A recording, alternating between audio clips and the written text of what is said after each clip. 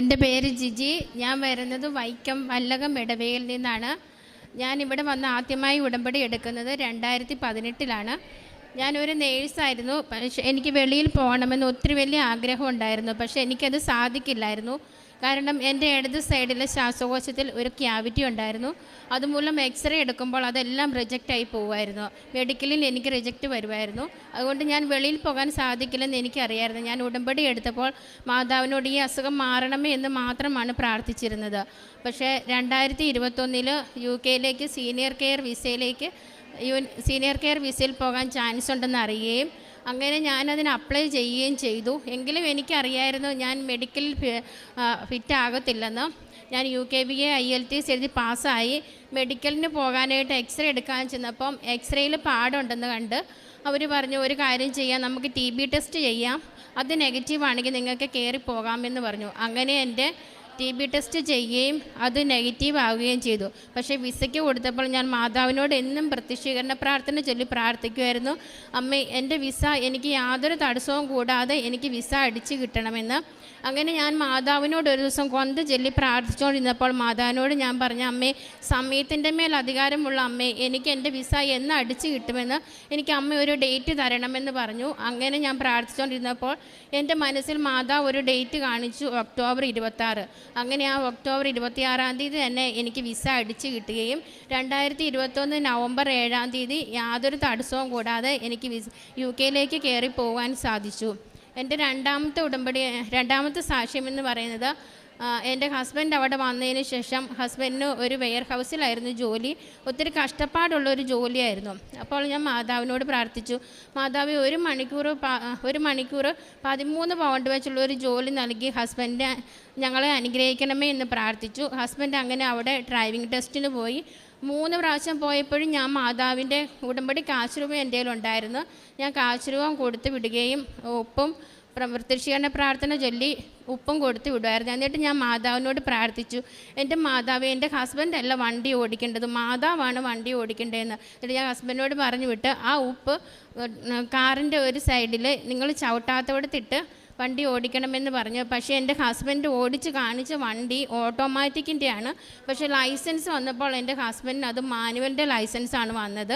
അങ്ങനെ മാനുവലിൻ്റെ ലൈസൻസ് കിട്ടിയതുകൊണ്ട് എൻ്റെ ഹസ്ബൻഡിന് അവിടെ പോസ്റ്റ് ഓഫീസിൽ പെർമനൻ്റ് ജോലി ലഭിച്ച് മാതാവ് ഞങ്ങളെ അനുഗ്രഹിച്ചു. എൻ്റെ മൂന്നാമത്തെ സാക്ഷ്യം എന്ന് പറയുന്നത്, UK ചെന്ന് 1 വർഷം കഴിയുമ്പോൾ നമുക്കവിടെ രജിസ്റ്റേർഡ് നേഴ്സായിട്ട് കയറണമെങ്കിൽ OSCE CBT പാസ്സായാൽ നമ്മുടെ കെയർ ഹോമിലും മാനേജർ സൈൻ തന്നാൽ നമുക്ക് അങ്ങനെ കയറാൻ പറ്റും. പക്ഷേ ഞാൻ OSCEയും CBTയും ട്രൈ ചെയ്തു. CBT എക്സാം ഞാൻ പാസ്സായി. OSCEയുടെ എക്സാമിന് തയ്യാറെടുക്കുന്നതിന് ഡേറ്റിൻ്റെ 2 ആഴ്ച മുമ്പ് എനിക്ക് ഭയങ്കരമായിട്ട് ചുമയും ശ്വാസം മുട്ടലും ഉണ്ടാവുകയും ചുമച്ച് ബ്ലഡ് വരെയും വന്നു. എക്സാമിൻ്റെ അന്ന് ഞാൻ ഹസ്ബൻഡിനോട് പറഞ്ഞു, എനിക്ക് പോകാൻ സാധിക്കത്തില്ല, എനിക്ക് ശ്വാസം മുട്ടൽ കൊണ്ട് എനിക്ക് അവരോട് ഒന്നും സംസാരിക്കാൻ പറ്റത്തില്ല. കാരണം ടൈം സ്റ്റാർട്ട് ചെയ്ത് പ്രൊസീജിയർ തുടങ്ങിക്കഴിഞ്ഞാൽ പിന്നെ അത് തീരുന്നോടം വരെയും കണ്ടിന്യൂസ് അത് ചെയ്തുകൊണ്ടിരിക്കണം. അതിൻ്റെ ഇടയിൽ ചുമ വന്നാൽ എനിക്ക് സംസാരിക്കാൻ പറ്റത്തില്ല. അപ്പോൾ ഞാൻ ഹസ്ബൻഡിനോട് പറഞ്ഞു, എനിക്കതിന് സാധിക്കത്തില്ല. ഞാൻ മാതാവിൻ്റെ മുമ്പിൽ പോയി നിന്ന് മാതാവിനോടും ഈശോയോടും ഞാൻ പറഞ്ഞു, എൻ്റെ അമ്മ എൻ്റെ കൂടെ ഉണ്ടല്ലോ, അമ്മ ഞാൻ നാട്ടിൽ വരുമ്പോൾ അമ്മയുടെ തിരുസന്നിധിയിൽ തിരുവൾത്താരയിൽ കയറി നിന്ന് ഞാൻ സാക്ഷ്യം പറഞ്ഞോളാം. അമ്മയുടെ മകനോട് പറഞ്ഞ് എനിക്കൊരു 2 ദിവസം കടം തരണമെന്ന് ഞാൻ പ്രാർത്ഥിച്ചു. അതുപോലെ തന്നെ OSCE എക്സാമിന് പോകുന്നതിൻ്റെ തലേ ദിവസം അവിടെ പോയി സ്റ്റേ ചെയ്തിട്ട് വേണം എക്സാം എഴുതാൻ.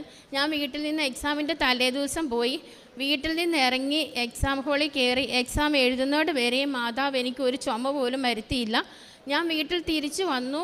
രാത്രി എനിക്ക് ഭയങ്കരമായിട്ട് ചുമയും ശ്വാസം മുട്ടലും ഉണ്ടായി. അതൊരു ഭയങ്കര അത്ഭുതമായിരുന്നു.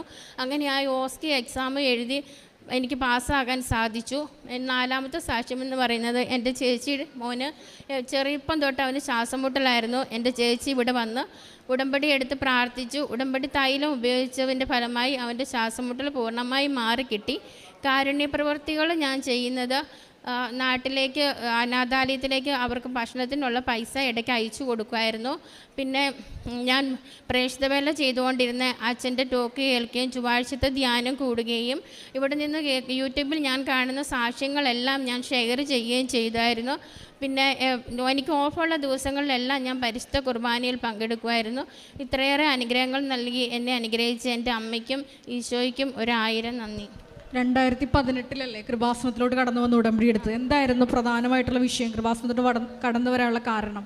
കാരണം എനിക്ക് വെളിയിൽ പോകണമെന്ന് ഭയങ്കര ആഗ്രഹമായിരുന്നു. അതിനു മുമ്പ് ഇപ്പോൾ എവിടെയായിരുന്നു വർക്ക് ചെയ്തുകൊണ്ടിരുന്നത്? നാട്ടിൽ തന്നെ ചെയ്തുകൊണ്ടിരുന്നു. നാട്ടിൽ തന്നെയായിരുന്നു.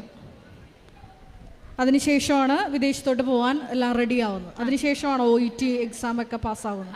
UKVA ഇവിടുന്ന് പാസ്സായി, അവിടെ ചെന്ന് OSCE CBTയും പാസ്സായി.